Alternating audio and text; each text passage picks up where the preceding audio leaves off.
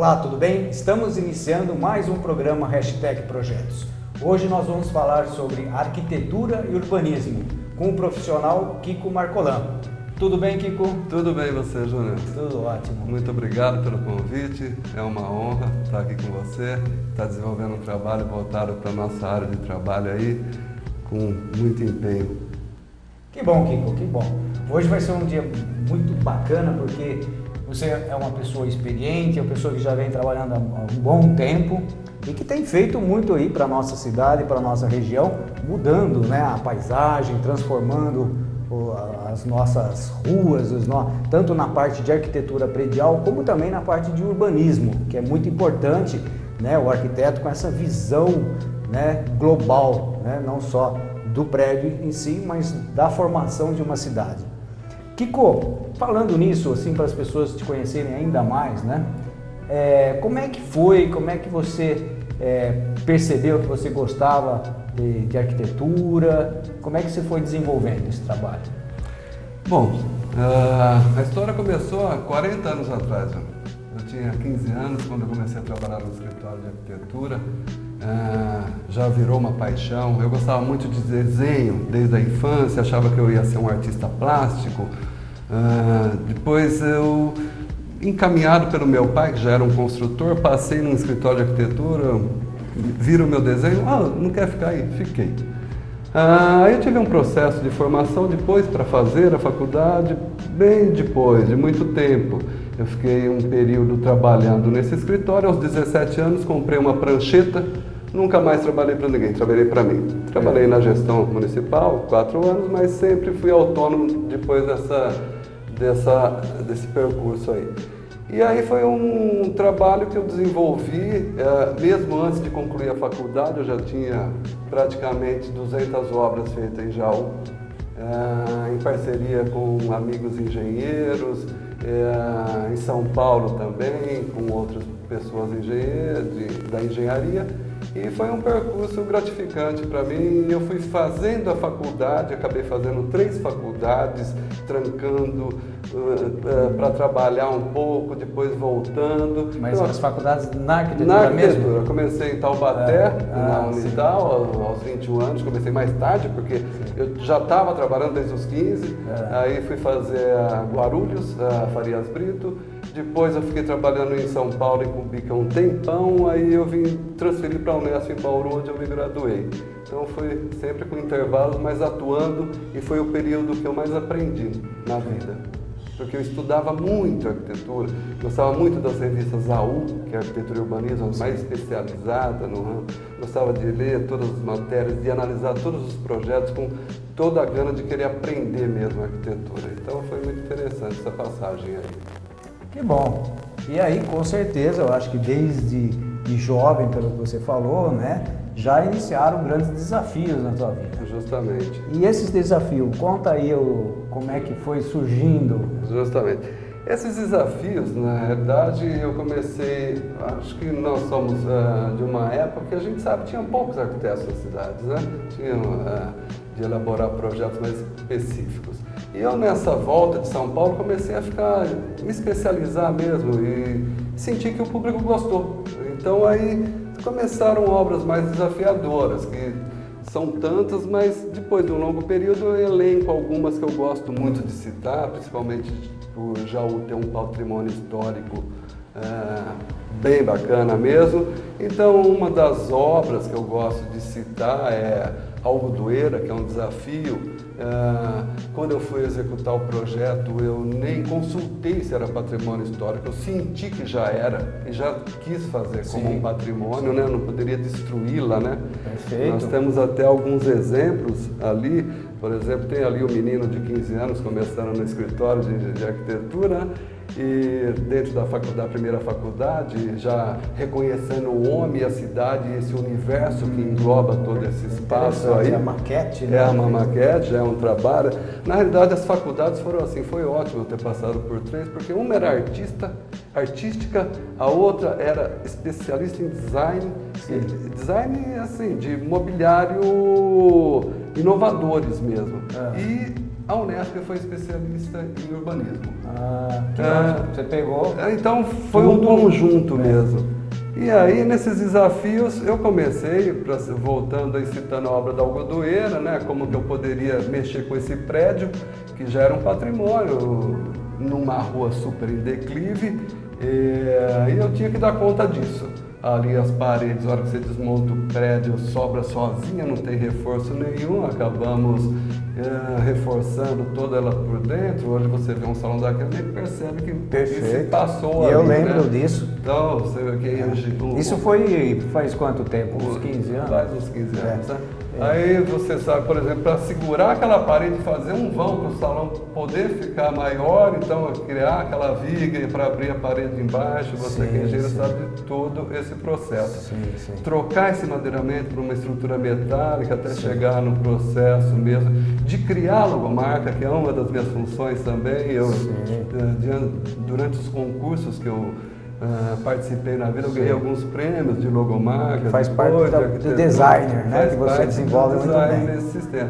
E aí conseguimos, né, naquele prédio todo caído, né, criar essa pérgola central unindo os prédios, reviver os designs, né, melhorar o design das escadas, e foi uma obra interessante. Dando continuidade, então, nos desafios, o mercado municipal, que foi fruto de um concurso público também, municipal, e ele foi pegou fogo numa certa época, né? Sou ruim de guardar data, mas a gente sabe mais ou menos quando é que foi. E foi um desafio e também um prédio de 1898, se não me engano, então de estar trabalhando num prédio, né? Outro século para estar elaborando esses projetos.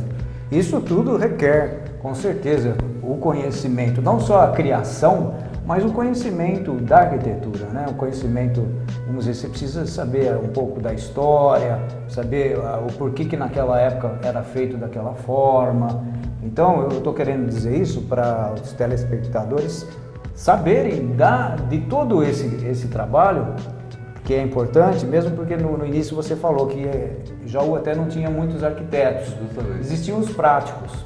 A grande diferença do prático para um arquiteto formado é essa formação do conhecimento, vamos dizer, desde a formação da cidade, do início, da história, de como se começou as primeiras casas a serem construídas pela humanidade, né?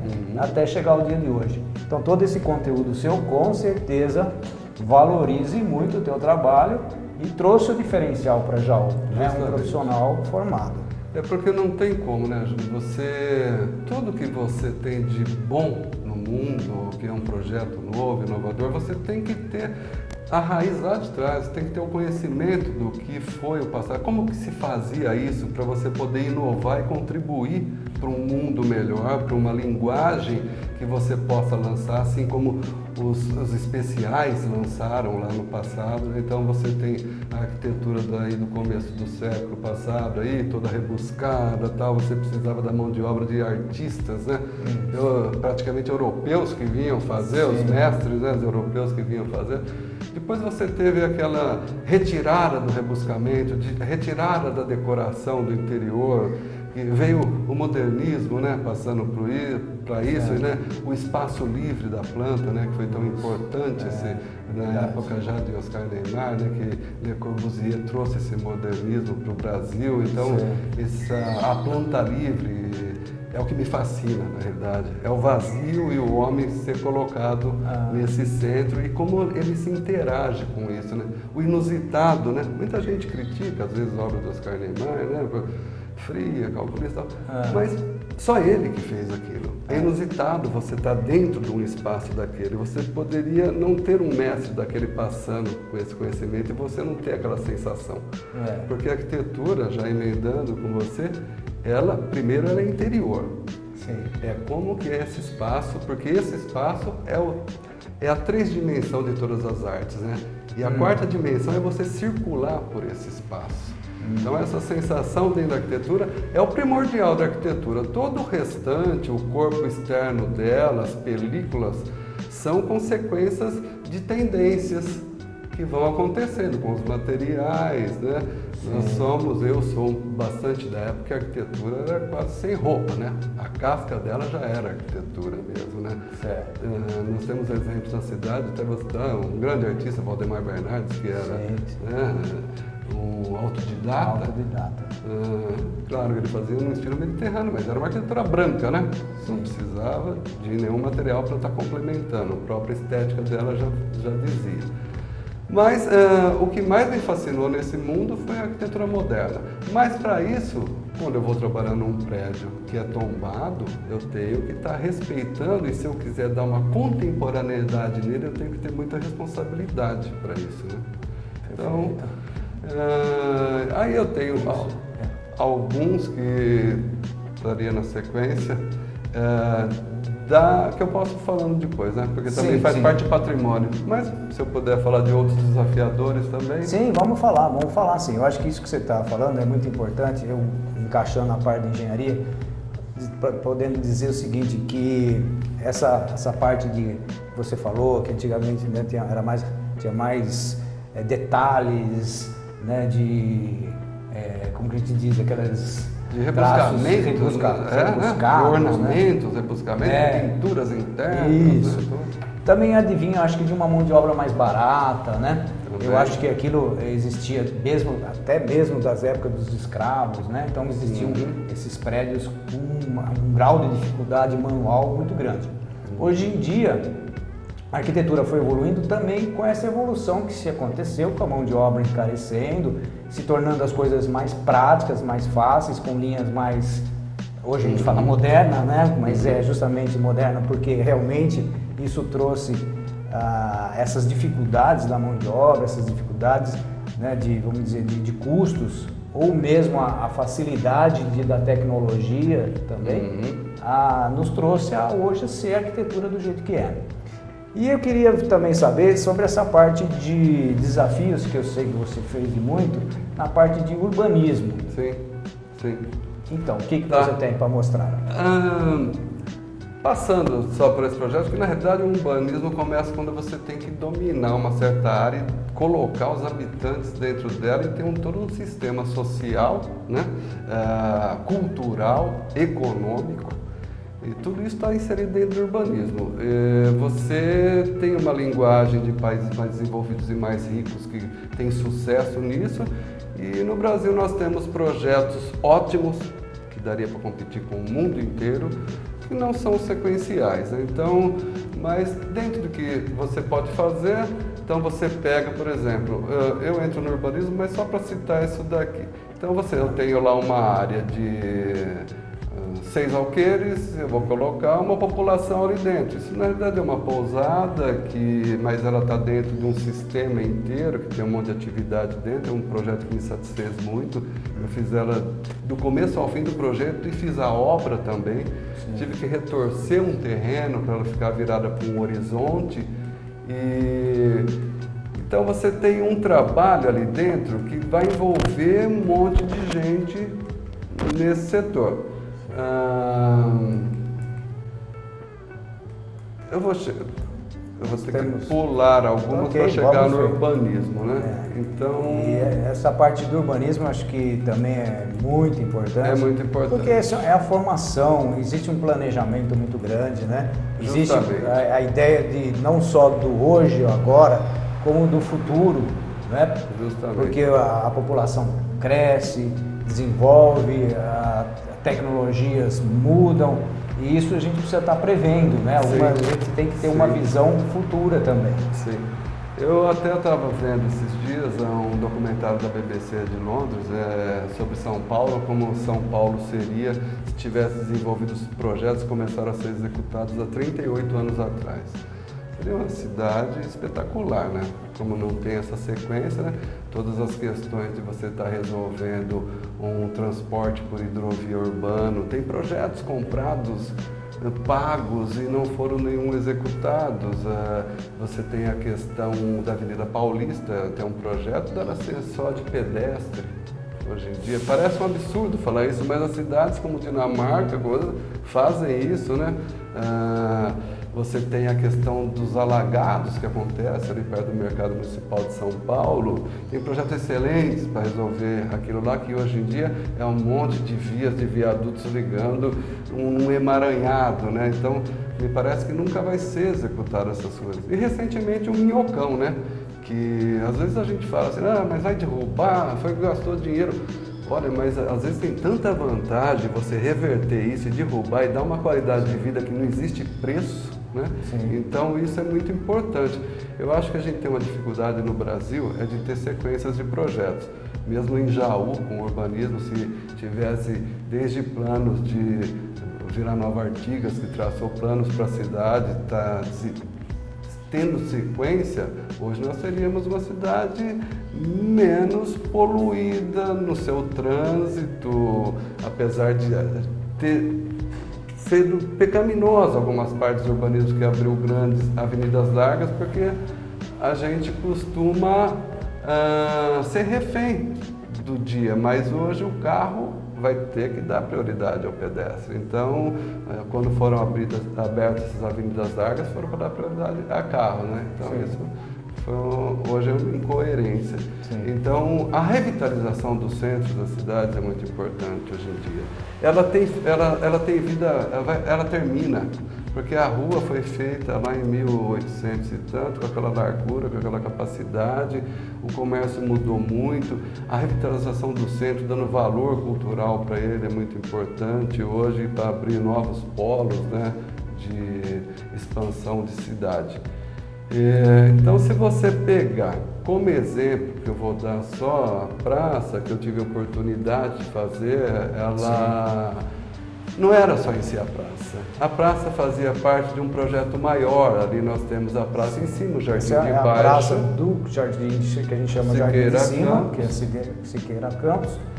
Aí ela está num conjunto com o Jardim de Baixo e um projeto em cruz ali do bulevar que pode ser trabalhado, trabalhando as confluências, dando prioridade aos pedestres. Sim. De você ter as confluências das ruas ali um exemplo ali, perto ali do Jau Clube, você tem a rampa de pedestre com elevação. Eu tentei dar alguns exemplos desses, um parceiro meu, onde meu escritório é ali no prédio dele também. Então, esse seria um exemplo que foi bancado pela própria iniciativa privada dele, de estar construindo uma calçada nos moldes daquele planejamento. E isso é possível. Numa calçada de 2,75 metros, você tem um jardim, um piso drenante, tem um piso poliuretano, você tem a proteção da esquina, que é para direcionar o pedestre. Interessante esse piso drenante, então seria tipo uma grelha no meio ali? Esse, na realidade, é o piso podotátil, né? O drenante na lateral. Esse é o podotátil. Podotátil, que ele é, na realidade, para pessoas com deficiência visual, né? Perfeito. Então você pega nesse próprio prédio, que ele tem uma elevação de 1 metro de altura, é difícil fazer uma rampa de 1 metro, né, Júnior? Nós precisamos de mais de 10 metros para fazer de distância. Ali dentro tem uma plataforminha para deficientes, né? E tudo é um complemento. Para cadeirante, né? E você, nesse contexto de planejamento que eu estava dizendo sobre a cidade, ali, sobre as praças, aí você começa a dar trato até chegar num grande parque, né? Aí, no caso, seria como resolver os trailers ali na região do fórum. Sim, de você, que é o beco, né? O chamado beco ali em frente hoje, que é aquela parte justamente que era o tiro de guerra, né? O antigo tiro de guerra. E bem em frente ao fórum da Marginal também, né? Você tem... Se uma cidade for sendo caminhada, conduzida para isso, ela vai ficando interessante. Sim. Mas tem que ter iniciativas. Todo esse projeto que eu falo, que parte da Siqueira Campos até chegar no Jardim de Baixo, ele entra num parque da cidade. Ali no começo o Aeroclube e no final ali o Flávio de Mello. Essa entrada onde está o Aero hoje seria uma entrada do Parque da Cidade, que seria a ligação do novo polo de desenvolvimento, que é o moderno, dando fomento para o centro antigo. Então, ligando ele através do jardim. Sim. E lá no meio desse parque, todos os detalhes, onde não se tem um cartódromo hoje, seria caminhadas com decks, com espaço de exposições, com lagos abertos e todos. E isso é um trabalho que está dentro do parque, faz parte de algumas gestões municipais que eu desenvolvi vários projetos para eles, não sendo nenhum funcionário público, só a pedidos. Por exemplo, esse é um marco do Sesc Centenário da cidade, quando a cidade fez 150 anos, a dona Lucy Rossi me pediu, eu doei para a cidade na gestão do João Zanzovo. É um projeto que eu gosto, hoje em dia a gente tem um vandalismo em cima disso, né? Então tem toda uma conformidade dos tripés aí dos três poderes, da cidade crescendo, uma iluminação de 150 espelhos refletindo a cidade, são 150 bolinhas que refletem a cidade inteira e, na realidade, a gente tem quase um projeto inteiro, os profissionais de cidades, se for chamado para executar. Se emperra, né, Júnior? Sim. Muito emperra, assim como eu estava falando do exemplo de São Paulo. Então, e tudo isso é muito interessante e eu tenho certeza que daqui a pouco, agora nós estamos terminando o primeiro bloco, no segundo bloco nós vamos falar sobre as continuidades ou não desses trabalhos em administrações públicas, que é muito importante, né, a gente ter essa ideia do que é feito e como deveria ser feito. Então, até daqui a pouco.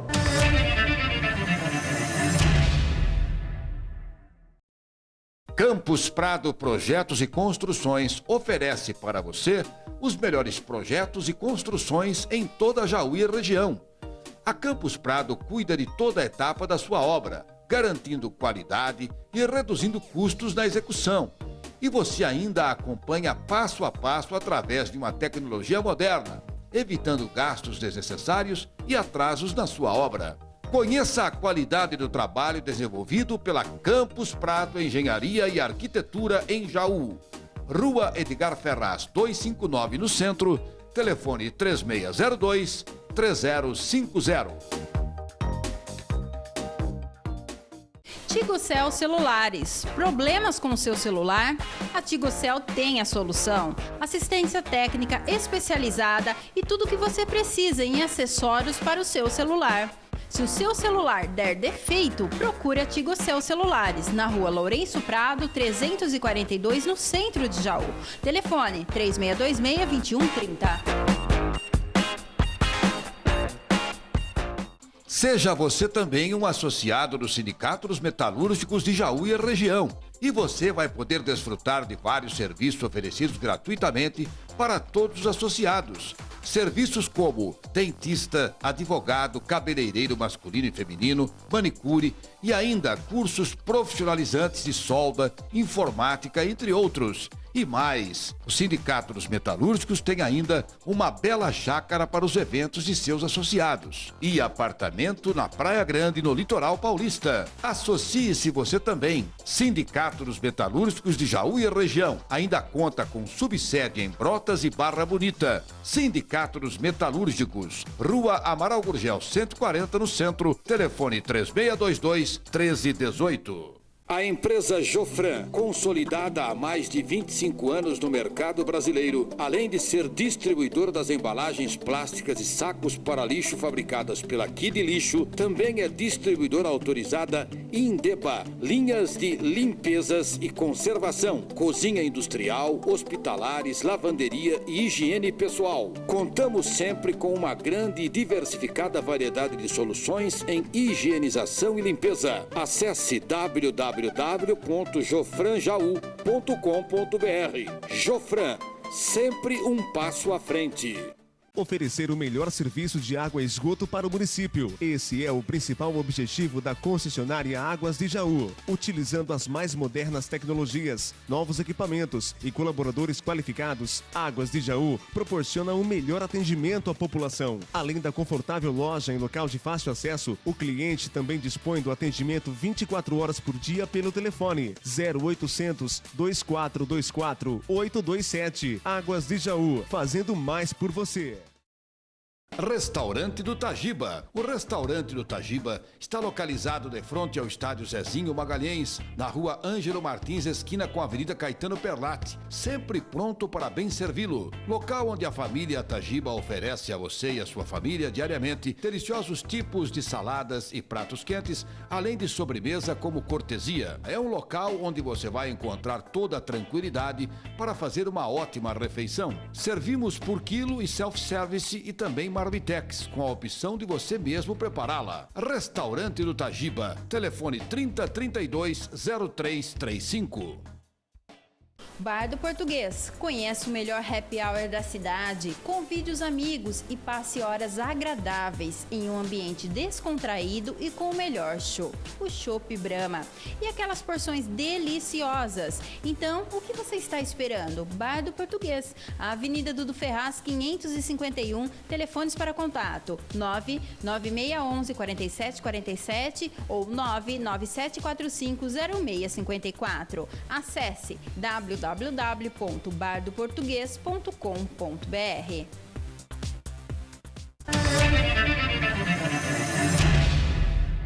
Olá, estamos voltando no nosso programa Hashtag Projetos. Hoje falando sobre arquitetura e urbanismo com o Kiko Marcolan.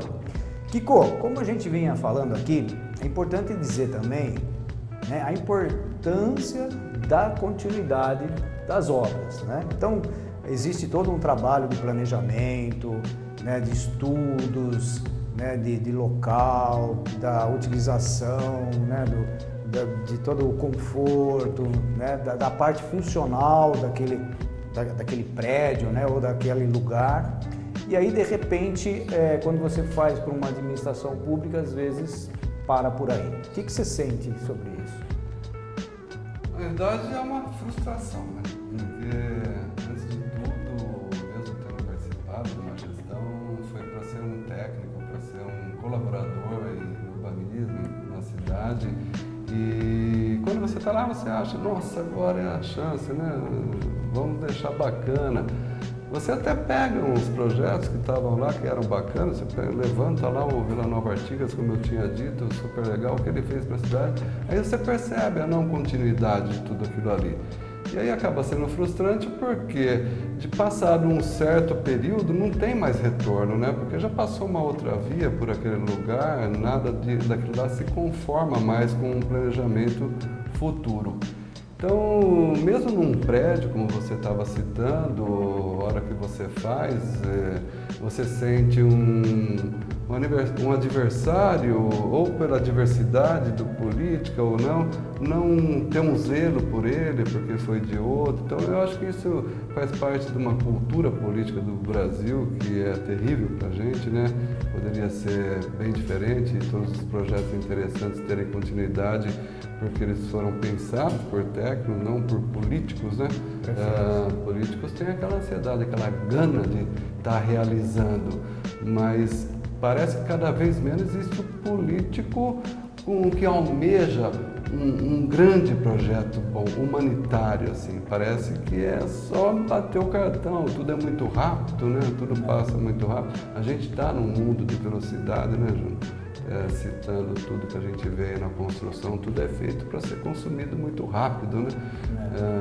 E quando você perde o bonde, essa tendência já passou. Quando a gente fala em tendência, né, é uma coisa que está acontecendo, né? E que vai acontecer daqui a pouquinho. Mas quando o mundo está muito rápido, tudo isso já passou e fica deficiente.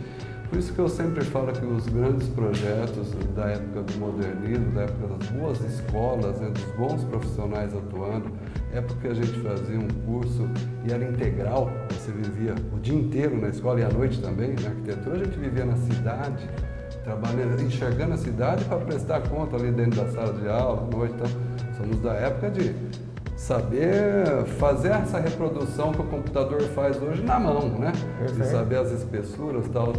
Então isso você acaba não tendo essa sequência em todos esses sistemas aí, principalmente porque o mundo avança e é muito rápido. Então você não vê uma pessoa usar um piso drenante num lugar porque acha que é mais prático não afundar o salto no sapato, mas ao mesmo tempo tem um monte de vantagem você estar usando e você criar o caminho para não estar afundando, isso que eu disse aí. Então tudo tem uma lógica e tudo é amarrado num bom projeto, né? Ele não está ali à toa. Eu costumo dizer, Júnior, que é assim, o projeto, você tem um pedido de um projeto, então você tem aquele programa de necessidades, a pessoa que te procurou, ela está querendo uma coisa, existe o que tem a plena consciência do que ele quer, mas ao mesmo tempo Você tem que estar ali respirando e sabendo o que você tem que dar para ele a mais, sem estar querendo destruir o sonho dele, só somando com o sonho dele, que ele possa nem ter enxergado o que ele queria ter, né? E você dá um presente para ele. E isso é importante na arquitetura, porque a pessoa que está te contratando não é o arquiteto, ele é o médico, o advogado. E a gente faz isso 24 horas por dia, né? Sim. Então, essa confiança da pessoa é muito importante, né? É isso. Para os projetos serem realizados. Com certeza. Precisa mesmo. A gente até diz aqui em vários programas, dá confiança. Quando você contrata um profissional que estudou, que tem a prática de anos, e nós brasileiros temos o costume de achar que a gente sabe de tudo, né? Sim. Então a gente é técnico de futebol, a gente dá opinião na política, a gente dá... Só que, por mais que a gente tenha esse conhecimento em geral, esse conhecimento específico, né, do especialista, precisa realmente ter essa confiança do profissional para ter um bom desenvolvimento, porque tem toda uma história, tem todo, né, um trabalho, uma visão, que a gente estava dizendo, futura, não é só momentânea, né? E isso é o profissional que tem, o que, né, você falou, o dia a dia, né? Tá todo dia vivenciando aqueles problemas. Então é ele que você precisa confiar e dar né, esse crédito. Justamente. Né? E aí que tá, Júnior, que você percebe hoje, quando você anda, vamos citar, no mundo, né? As coisas boas permanecem, elas não é modinha, não passa tão rápido. Pega, citando mais uma vez a arquitetura modernista, é boa até hoje. Aquela planta livre, aquela questão das lâminas, né, dos acabamentos, é boa até hoje. Quem compra um projeto ruim, morre com ele muito rápido, né? Então, perde dinheiro, né? Perde dinheiro porque não vai ser valorizado. Passou 5 anos, o projeto é ruim, a tendência, como nós estávamos falando, é muito rápido hoje em dia, né? Ele vai ficar com uma casa que tem 5 anos, mas parece que ela tem 30, né? Ou um prédio, o que for. E o bom projeto vai durar por bastante tempo, então ele vai ter como negociar isso daí. O benefício, né, é muito maior do que um profissional. Porque a gente diz aqui que o profissional, seja ele qual for, ele está para fazer com que você economize dinheiro, fazer com que você tenha mais benefício sobre aquele bem, aquele que no caso, no que a gente nos está proporcionando em termos de construção, né, em termos de arquitetura. Então, não é um custo a mais, e sim um investimento para que você tenha uma redução de custo e um aumento de benefícios. Sim. E tudo isso, claro que a gente sabe que depende, né, principalmente, né, que a grande diferença entre o engenheiro e o arquiteto, que a gente já falou em alguns programas atrás, que o arquiteto ele vem de uma área de humanas, uma área de criação. Né? O engenheiro, ele praticamente ele já pega a coisa criada, ele sabe, vamos dizer, calcular, ele sabe colocar de pé aquele trabalho arquitetônico. Mas a criação, né, das formas, os volumes, a localização dos objetos, isso é feito com grande cuidado e uma sensibilidade nata, né, do profissional. Justamente. E como é que você faz essa criação? Na verdade, como eu disse no início, né, eu gostaria de ser um artista plástico, eu descobri a arquitetura, me apaixonei, justamente porque eu sempre fui humanas, né?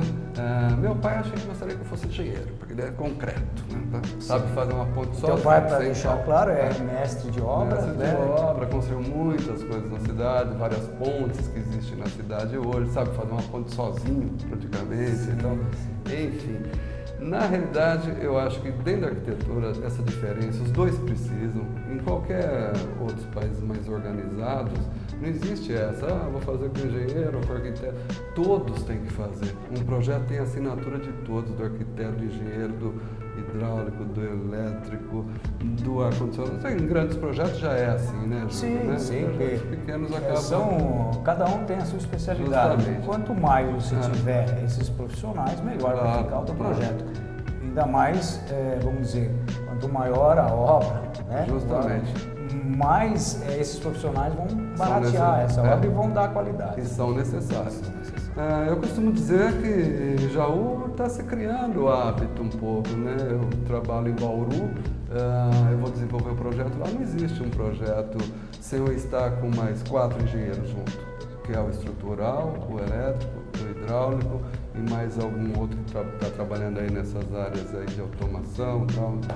Então, mas começa a conversa do cliente com o arquiteto, que é esse lado humano, né? Que a gente, na realidade, na faculdade de arquitetura, a diferença da engenharia, a gente não tem aqueles 5 anos de cálculo, né? Que a gente sofre para ter aquilo lá, né? A gente quer ter os desenhos, né? Então a gente tem as matérias que é história da arte, história da arquitetura, teoria da informação e percepção, prática, meio de comunicação e expressão, tudo isso para você localizar o homem no espaço, criar um projeto, você aprende o conceito do estrutural, o conceito do elétrico, o conceito do hidráulico para entregar para um especialista engenheiro dar esse projeto. A gente faz o conceito dessa projeto, a gente faz projetos arquitetônicos, né?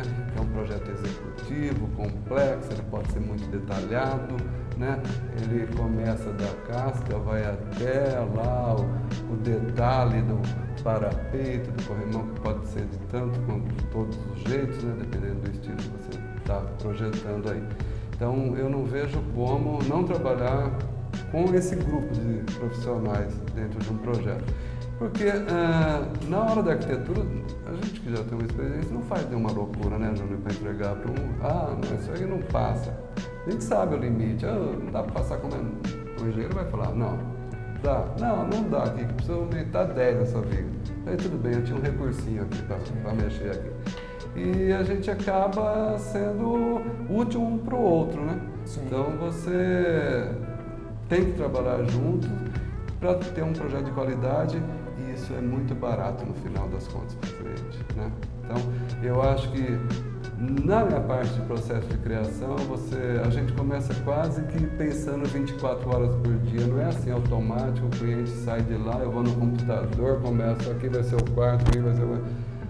Você começa quase num vazio, você tem um processo que você às vezes está com uma cadernetinha na mão e você começa ele e o papel é desse tamanho, mas às vezes você consegue resolver ele inteiro, sabe? Então eu estou lá num terreninho comum, vai, tipo um croquis como esse que nós estamos vendo. Tem um investidor, eu quero fazer uma casa, eu quero ganhar uma grana com ele, então eu quero um projeto diferenciado. Então, na hora que ele está falando, eu já estou imaginando. Então, qualquer papel que está na minha frente, eu pego, tá todas as medidas lá. Se eu conversar com o desenhista, ele já vai em frente e desenvolve o projeto. Ali eu estou num lugar, achei uma agenda, estou conversando. Até você ir desenvolvendo, né, criando a volumetria, falando para o cliente como que vai funcionar tudo. Hoje já usando a tecnologia do computador. Tal. Claro que eu chego quando preciso nos renders, né, na renderização mais perfeita e tal, mas eu gosto muito de não fazer o ilusionismo, sabe? Porque primeiro ele tem que ficar apaixonado por aquele formato, do interior para o exterior, não do exterior para o interior. Então, existe, a gente sabe, uma tendência, é mais fácil de vender, de fazer as casas com a porta enorme, pivotante e tal, os materiais de aplicação que são bonitos de todas as marcas, aí são os nossos parceiros, deixa cada vez mais bonito, né? Existem as empenas e tal. Tudo isso a gente tem que tomar muito cuidado, é um perigo. Você não pode só fazer isso, você tem que dar algo a mais. O algo a mais é você contribuir para a evolução dos estudos, né, da arquitetura, da engenharia. Então, eu costumo dizer, você estava dizendo do engenheiro, olha, uma casa dessa de 400 metros quadrados eu fiz num papel, quase um guardanapo de Barbie, né? Mas, olha, e sem escala, só tinha uma caneta. A hora que eu pus na escala, deu a mesma medida quase. Sim. E na realidade eu fico com tanta paixão porque eu gosto de desenhar. Sim. E antes de passar para o desenho, você estou lá falando, vou colorir. Entendi. Porque é por mais isso, fácil para conversar. Isso é bom ver que é o lado mesmo nato da criação, né, que é a grande diferença do engenheiro. O engenheiro não faz isso, não consegue fazer, porque não tem esse dom, tem outros dons, né? Eu poderia parar aí, né, e não falar, isso aqui, explicar Sim. Mas tá na escala. Sim. Então, dá paixão. Porque é como, eu imagino, assim, como um filho, né? Que você criou e você quer dar cor, você quer dar movimento, né? Quer dar volumes, e aí depois você vai passar uma casinha, outro patrimônio igual outro.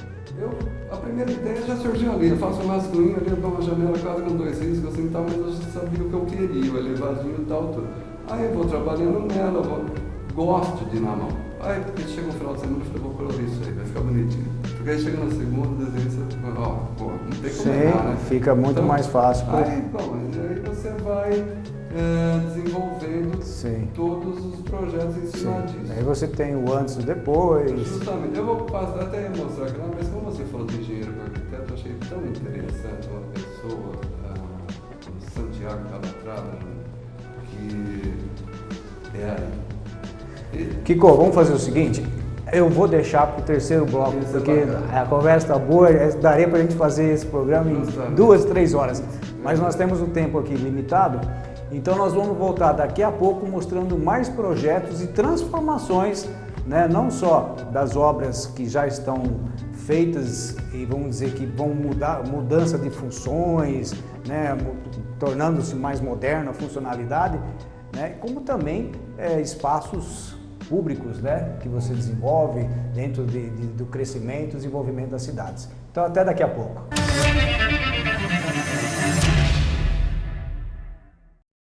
Campus Prado Projetos e Construções oferece para você os melhores projetos e construções em toda a Jaú e região.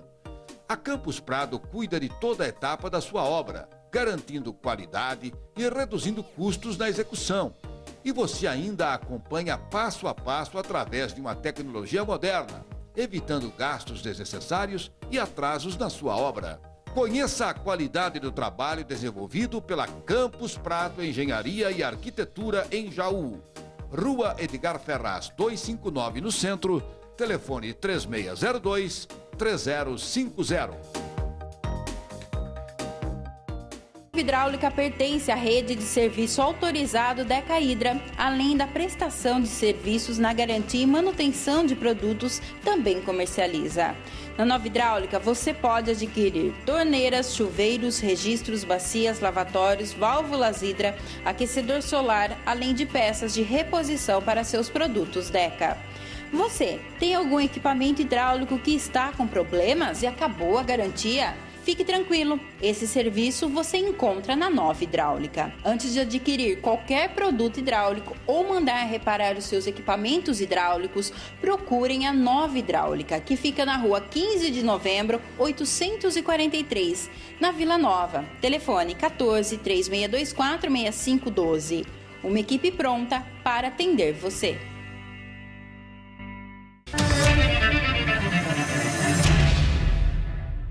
Olá, estamos voltando ao nosso programa #Projetos, hoje falando sobre arquitetura e urbanismo com o profissional Kiko Marcolano. Kiko, como nós estávamos falando sobre projetos, é um lado muito gostoso que a gente vai vendo, é a arte, realmente é pura arte, né, esses projetos, e quero que você continue mostrando mais alguma coisa, mostrar essa essência da criação, né, como foi bastante interessante você mostrar que a criação ela pode ser feita num papel de guardanapo, né, como você falou, e isso você vai desenvolvendo como se fosse até um filho seu, claro, é uma criação que saiu, né, do teu conhecimento, da tua habilidade, né, com essa arte. Então, Kiko, continuando, vamos ver então mais alguns projetos. Eu estava até dando um exemplo para você, já da forma de criação. Se você pegar o Oscar Niemeyer, por exemplo, tá ali a Catedral de Brasília, o Palácio da Alvorada, né, a Câmara com o Supremo e tal. Quando ele fez aquilo, eu leio muito sobre Niemeyer, ele, não só ele como outros, né, ele tinha certeza, ali o risco é o que ficou. Então, não que não tenha um compromisso com isso. Assim como eu estava dizendo, hoje em dia é reconhecido mundialmente a arquitetura dele, né? Você nunca entraria numa catedral, como você imaginaria entrar numa igreja com esse formato, né? Com esses vitrais, com todas as... Então, isso é muito importante. Porque, como você falou, é atemporal, né? É atemporal. Foi feito, pelo menos estudado e planejado até antes, talvez, de 1960. 50 e tanto, né? 50 e pouco, para ser executado lá nos anos 60 e pouco, 70, né, no máximo. Justamente. E até hoje são maravilhas que são visitadas. Justamente. E é mais legal, assim, eu acho que é interessante disso, porque quando a gente vai projetar alguma coisa é muito grande, né? Eu gosto de projetos grandes, né? Eu sou suspeito.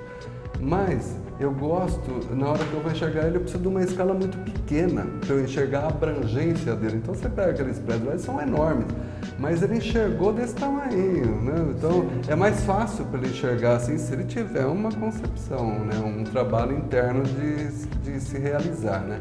Então você pega exemplo de Santiago Calatrava, com um arquiteto fenomenal. Isso é bastante interessante a gente ver que também existe muita, não sei se seria cópia, né? Mas não é cópia.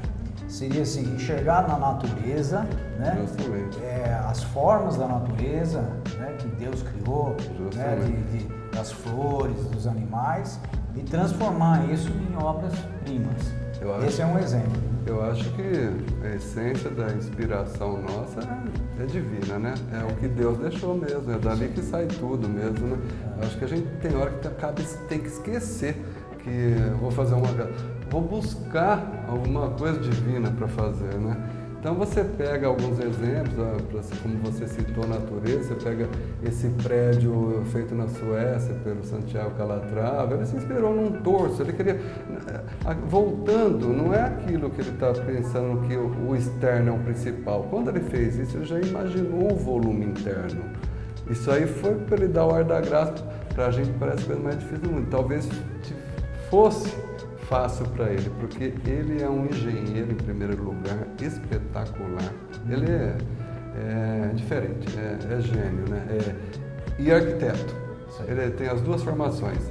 Então ele domina, ele fez o Museu da Manhã aqui no Rio, né? Alguns trabalhos, tem uma ponte na Argentina, aqui na nossa região e tal.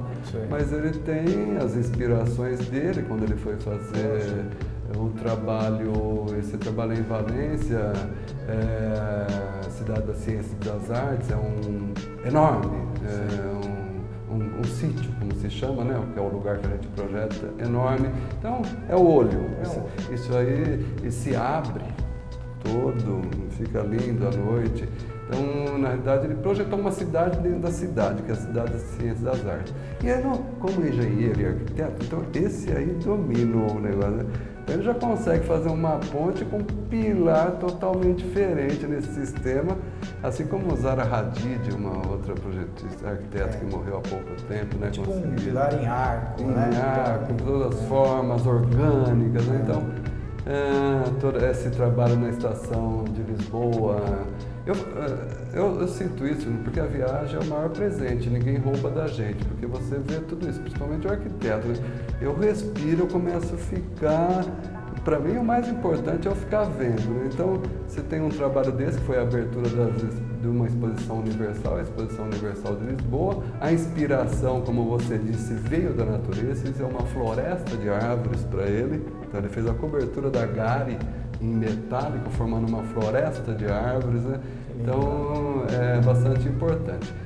Eu acho que isso, Júnior, a gente conhece muito viajando. Eu fui uma pessoa que foi atrás a partir das exposições universais. Comecei aí em Sevilha em 92, e as exposições universais são exposições que acontecem no mundo, a próxima em Abu Dhabi, não recordo agora a data. Fui a de Lisboa, teve a de Hanover. Então, nesses lugares, por exemplo, a de Sevilha, que foi espetacular, feita numa ilha da cidade, revitaliza-se a cidade para fazer isso, pega uma parte degradada da cidade, assim como em Lisboa, era um cais aí. Então, e lá funciona, não fica abandonado igual as nossas Olimpíadas. Lá hoje é uma cidade universitária, as faculdades ocuparam os prédios dos pavilhões, porque cada país constrói o seu pavilhão. O Japão, na época, construiu o prédio mais alto em madeira do mundo, só para aquela exposição, que são 6 meses de exposição. O Brasil tinha projetos pagos, tudo foi lá, só tinha mato no terreno, pediram para cortar, ele ficou lá no pavilhão das Américas, junto com os outros, pelo curso e tal. Então eu acho importante o conhecimento de você ver outros autores trabalhando espetacularmente no mundo. Isso eu falo, nossa, deixa eu estudar mais, que eu preciso ir para frente. Para quem gosta do que faz, eu acho que é o mais importante nesse sentido, é estudar. Eu acho que você falou muito importante, que eu percebo o seguinte: essa criação, claro, você tem a natureza, você nasce com aquilo, mas quanto mais visão, conhecimento, estudos você tiver, vai te abrir um leque muito maior para criar, né? Com certeza, porque você, no mundo, como você falou, a gente comentou, né, que a gente muitas vezes copia a natureza, que a natureza é perfeita. Então, a gente conhecendo mais, conhecendo outros locais no mundo, né, conhecendo onde está a através natureza, de viagens, né, onde está a natureza, qualquer lugar no mundo, mesmo que seja aqui perto de nós, aqui, eu acredito que isso faz a grande diferença realmente de uma pessoa que tem sua natureza para isso e tem seu conhecimento que foi desenvolvido também numa faculdade, né? Sim. Isso é teórico, prático e vivencial. Eu achei que, como eu fui muito prático antes de me formar, até entrar na faculdade eu falei, não, aquela coisa, será que a faculdade somou tanto? Porque eram bons professores. A teoria faz muito parte do processo, né? Então parece, eu já sou prático, não existe isso daí. Lá dentro, o conceito você tem que ter, e você não sabe. E lendo um livro sozinho você não sabe. Existe uma cadeia, um programa de matérias que faz um conjunto. É uma somatória, né? Ajuda a prática, claro, ajuda você ter. Claro. Mas se você tiver também o conhecimento teórico e a vivência de observação de lugares. Dá vontade de ter isso já com 20 anos, né? Mas vamos ter pau, né, Jônia? Então, é verdade. É só fazendo mesmo, né? Com o tempo, realmente, a experiência.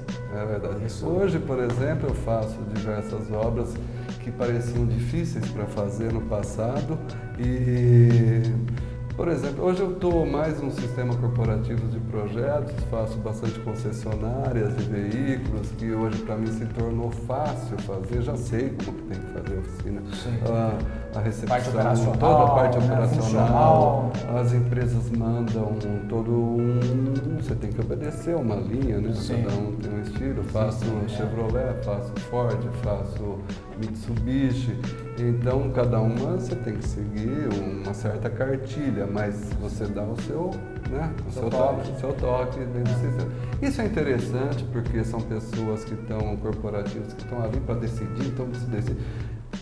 Tem um pouco menos parece menos complicado que fazer uma casa, porque a casa gera muito dúvida, né? A pessoa que vai fazer, não quer errar de nenhum jeito, né? Mas no meio ela vai vendo tantas coisas, né? Que ela fica com vontade de mudar um pouco e tal, mas dependendo do projeto não deve mudar, mas você tem que ir com muita cautela, falar, né? E explicar, porque você sabe, mudou um pedaço, está comprometendo o outro, né? Então, é um quebra-cabeça. É um quebra-cabeça. Que muitas vezes a gente percebe isso mesmo, que vários clientes, né, quando chegam, eles gostam do projeto de forma geral, mas aí eles querem mudar um cômodo, lá, às vezes uma sala, um quarto. Só que aí isso reflete nos cômodos vizinhos, na circulação, né, na parte operacional e acaba afetando os outros ambientes. Aí quando a gente chega, já aconteceu de a gente, vamos dizer, muda para agradar o cliente, a gente tenta, né, fazer. Claro. Aí o cliente fala, mas agora aqui ficou. Aí você muda aquilo também. Quando chega no projeto definitivo, a gente vê que ficou praticamente igual ao primeiro que a gente fez. Tem muito disso, né? É verdade. Eu falo para os clientes que é para ter cautela, né? Porque ninguém é radical, tem que fazer o que tem que ser feito, o que o cliente quer, porque cada caso é um caso. Não existe cópia. Cada um é de acordo com a conversa daquele programa de necessidades. Então você tem que ter muito cuidado durante esse processo de você não estar reformando uma casa antes, mesmo de estar construindo, reformando um projeto.